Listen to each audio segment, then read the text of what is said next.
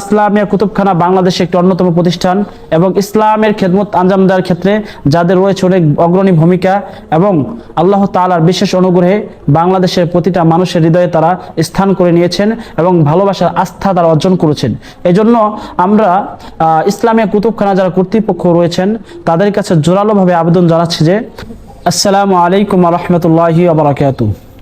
প্রিয় ভাই ও বন্ধুগণ, সর্বপ্রথম ধন্যবাদ ও স্বাগত জানাই ইসলামিয়া কুতুবখানার কর্তৃপক্ষকে, কেননা তারা সহজেই তাদের যে অনাকাঙ্ক্ষিত ভুলটা মুক্তাসরুল মাআনিতে প্রকাশ পেয়েছে।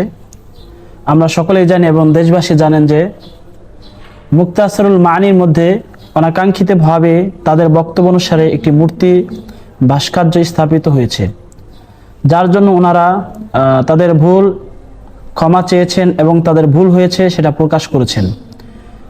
যেমনটা আমরা আমার হাতে দেখা স্ক্রিপ্টে আপনারা দেখতে পেরেছেন যে এখানে দেখা যাচ্ছে যে ইসলামিয়া কুতুবখানা তাদের থেকে একটা বিবৃতি প্রকাশ করা হয়েছে যে আমাদের থেকে অনাকাঙ্ক্ষিতভাবে মুদ্রণজনিত বা যে কোনো কারণে অনাকাঙ্ক্ষিতভাবে ভুলটা প্রকাশিত হয়েছে, তার জন্য আমরা দেশবাসীর কাছে ক্ষমা চাই।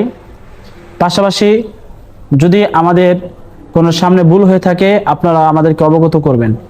এবং ওনারা আরেকটা বিষয় বলেছেন যে আমরা যে ভুল হয়েছে সেই ভুলগুলো সামনে রেখে সেই ভুলগুলোকে সংশোধন করে নতুন কিতাবের নতুন আপডেট বের করব, অর্থাৎ যে ভুল আছে সেটাকে তারা মুছে ফেলবেন। অবশ্যই এজন্য তাদেরকে স্বাগত জানাই এবং ধন্যবাদ জানাই, কারণ এটা সুন্দরতম একটা উদ্যোগ এবং যুগোপযোগী একটা উদ্যোগ এবং সিদ্ধান্ত। এজন্য ইসলামিয়া কুতুবখানার কর্তৃপক্ষকে এজন্য স্বাগত জানাই এবং অভিনন্দন জানাই।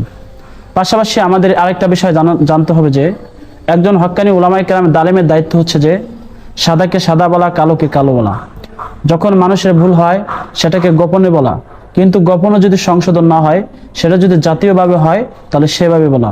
আমরা সেই চেষ্টা করেছি, কারণ আমরা আল বুগদু ফিল্লাহ আল হুব্বু ফিল্লাহ এই আয়াতে এই হাদিসে অনুসারী এবং হাদিসে বিশ্বাসী। আমরা প্রথম মাকতাবাতুল ইসলামিয়াকে গোপনেই মেসেঞ্জারের মাধ্যমে তাদেরকে মেসেজের মাধ্যমে হোয়াটসঅ্যাপের মাধ্যমে অবগত করেছি, কিন্তু তারা বিষয়টা রেসপন্স করেনি, জানি না কি কারণে। সেজন্য দেখি বিষয়টা আসলে জটিল হয়ে যাচ্ছে দিন দিন, সেজন্য আসলে সবার সম্মুখে পেশ করা। তো যাই হোক, সুপ্রিয় দর্শক, ইসলামিয়া পাঠাগার কর্তৃক যে সিদ্ধান্ত নেওয়া হয়েছে তার জন্য তারা অবশ্যই সাধুবাদ পাওয়ার যোগ্য। কিন্তু এখানে একটা বিষয় থেকে যায়, এই বইগুলো যে তারা বাজারজাত করে নিষিদ্ধ করেছেন, কিন্তু যেই বইগুলো তারা বাজারজাত করেছেন বিভিন্ন মাদ্রাসায় পৌঁছিয়েছে, বিভিন্ন ছাত্রদের হাতে পৌঁছিয়েছে, ছাত্র উস্তাদ যে কিতাবগুলো পড়ছেন। এখন একটা প্রশ্ন থেকে যায় যে এই বইগুলোর ভিতর যে মূর্তি আছে সকলের সামনে সেটা স্পষ্ট, কারণ তাদের থেকে এটা প্রমাণিত, তারা নিজেরা সেটা স্বীকার করেছেন এবং বইয়ের ভিতরে যে মূর্তি আছে সেটা স্পষ্ট বিষয়।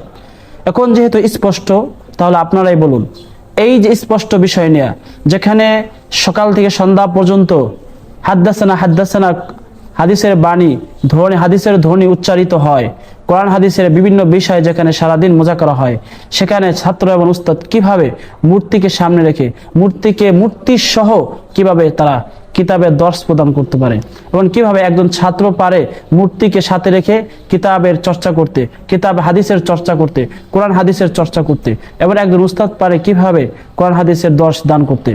এজন্য যেহেতু আপনারা ইসলামিয়া কুতুবখানা বাংলাদেশে একটি অন্যতম প্রতিষ্ঠান এবং ইসলামের খেদমত আঞ্জাম দেওয়ার ক্ষেত্রে যাদের রয়েছে অনেক অগ্রণী ভূমিকা এবং আল্লাহ তাআলার বিশেষ অনুগ্রহে বাংলাদেশের প্রতিটা মানুষের হৃদয়ে তারা স্থান করে নিয়েছেন এবং ভালোবাসার আস্থা তারা অর্জন করেছেন। এজন্য আমরা ইসলামিয়া কুতুবখানা যারা কর্তৃপক্ষ রয়েছেন তাদের কাছে জোরালোভাবে আবেদন জানাচ্ছি যে অচিরে আপনারা যে কপিগুলো আপনারা আপডেট করবেন এবং সামনে যে কিতাবগুলো বের করবেন, পাশাপাশি যে কিতাবগুলো আপনারা মূর্তি সহ ছাপিয়েছেন অনাকাঙ্ক্ষিতভাবে হোক, সেই কিতাবগুলোর সংখ্যা আপনারা জানেন।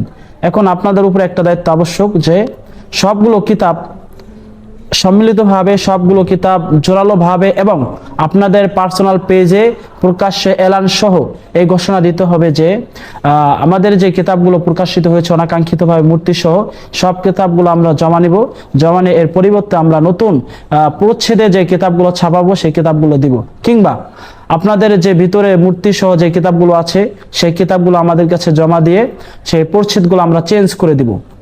এই সিদ্ধান্তটা অবশ্যই আপনাদেরকে নিতে হবে, কারণ কোন একজন ছাত্র যারা কোরআন হাদিস ধারক বাহক, যারা হক্কানি উলামা ইকরাম, তারা কখনো এইটা বরদাস্ত করবে না যে তাদের দর্শে মূর্তি সহ কিতাব থাকবে আর তারা উস্তাদ ছাত্র সেটা পাঠ করবে। এটা কিছুতেই হতে পারে না। সেজন্য মাকতাবাতুল ইসলামিয়া কুতুবখানা কর্তৃপক্ষকে জোরালোভাবে আবেদন করছি, আপনারা এই বিষয়টা সজাগ দৃষ্টি রাখবেন এবং মানুষের কাছে কোরআন হাদিসের বাণী যেন সহজভাবে আপনারা পৌঁছাতে পারেন এবং সঠিকভাবে পৌঁছাতে পারেন। আল্লাহ তাআলা আপনাদেরকে তৌফিক দান করেন এবং আল্লাহ তাআলা আপনাদেরকে দীর্ঘ আয়ু দান করেন এবং ইসলামের বেশি বেশি খেদমত করার তৌফিক দান করেন এবং বাংলাদেশের প্রতিটা মানুষের হৃদয়ে যেভাবে আপনারা আস্থা অর্জন করেছেন, আজীবন যেন আমৃত্যু যেন আপনাদেরকে আল্লাহ তাআলা এই আস্থা অর্জন করার এবং এই আস্থাকে বহাল রাখার তৌফিক দান করুন। আসসালামু আলাইকুম ওয়া রাহমাতুল্লাহি ওয়া বারাকাতুহু।